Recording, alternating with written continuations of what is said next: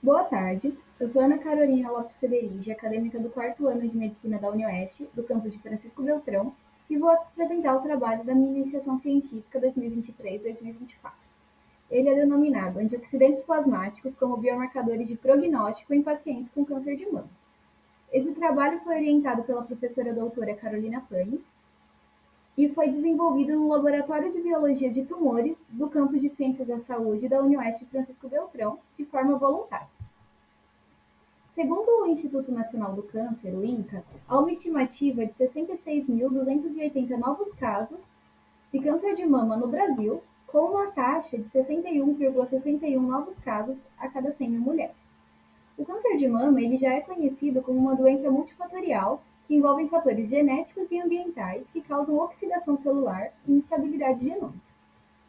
Além disso, a presença de radicais livres, que são moléculas altamente reativas, eles modificam o DNA e o RNA, sendo um contrabalanço, sendo contrabalanceados por antioxidantes que mantêm a homeostase celular. Entretanto, quando há esse desequilíbrio entre oxidantes e antioxidantes, há uma associação com doenças, como diabetes, doenças cardiovasculares e o câncer propriamente dito. A relevância dos antioxidantes plasmáticos no prognóstico do câncer de mama, ele ainda é pouco compreendido cientificamente.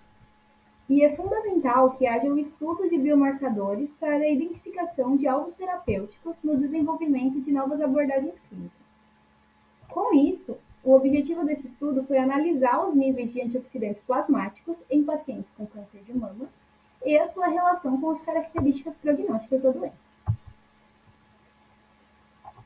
Bom, esse estudo ele foi realizado de forma descritiva, analítica, retrospectiva e ele foi aprovado no Comitê de Ética da UniOeste. A nossa amostra ela foi composta por 235 mulheres com câncer de mama que foram atendidas no Hospital do Câncer de Francisco Beltrão, que é o CEONC, entre os anos de 2015 e 2024. Dentre essas pacientes, elas foram classificadas entre expostas e não expostas a agrotóxicos.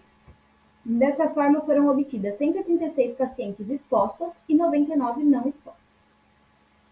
Elas foram submetidas a uma coleta de sangue para análise dos níveis de TRAP, né? Esse sangue, ele sofreu uma centrifugação para que fosse obtido o plasma e posteriormente houve a análise dos níveis da capacidade antioxidante total plasmática dessa paciente.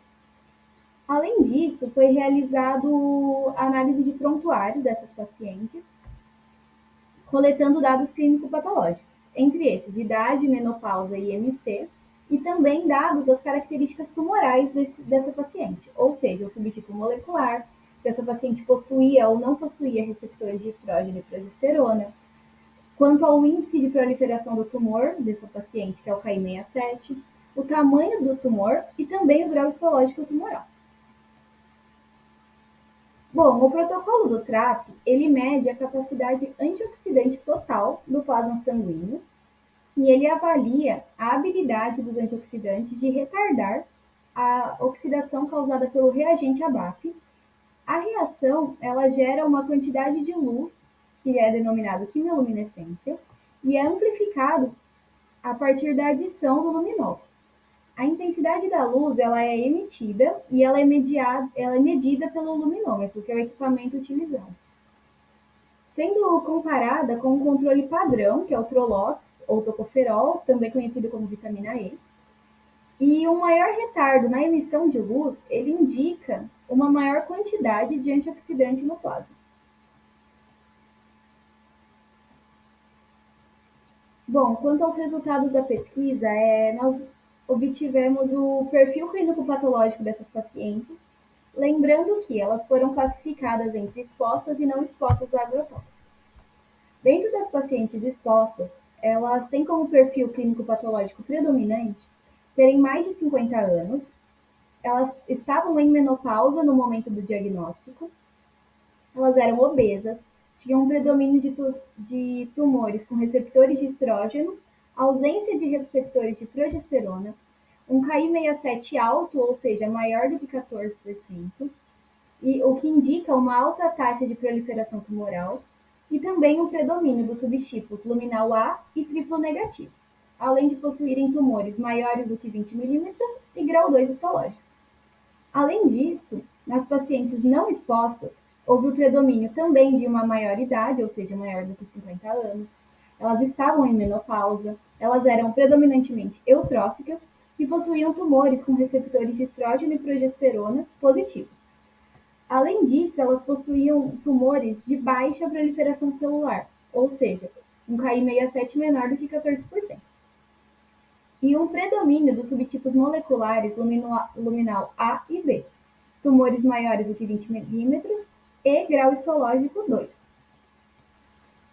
Temos nesse slide alguns gráficos obtidos através da comparação entre os níveis antioxidantes plasmáticos em pacientes expostos e não expostos a agrotóxicos em determinados dados clínicos. Esses dados utilizados nesses gráficos especificamente, eles já são caracterizados como dados de pior prognóstico, ou seja, idade menor do que 50 anos, um Ki67 alto, ou seja, tumores que possuem alta concentração tumoral, um subtipo molecular caracterizado já como um subtipo de mau prognóstico, né, que é o triplo negativo, e também um grau tumoral alto, como o grau 3. É possível observar nessa análise que nenhuma comparação ela resultou em uma diferença estatisticamente relevante ou significativa, já que não foi possível obter um P menor do que 0,05. Entretanto, é possível observar a tendência em aumento do TRAP em pacientes com portadores de tumores do tipo triplo negativo, o que sugere sua possível associação com o pior prognóstico da doença. Além disso, é possível afirmar, né, que o aumento da capacidade antioxidante no câncer de mama ele já tem sido associado com o desenvolvimento de tumores com fenótipos mais agressivos, assim como ocorre com o triplo negativo, que são capazes de desenvolver quimiorresistência. Bom, concluindo, os nossos resultados eles não indicaram um resultado significativo na comparação dos dados clínico-patológicos com os níveis de antioxidante plasmático. Entretanto, ele é evidente a necessidade de ampliação dos nossos estudos a fim de identificar um valor prognóstico do TRAP.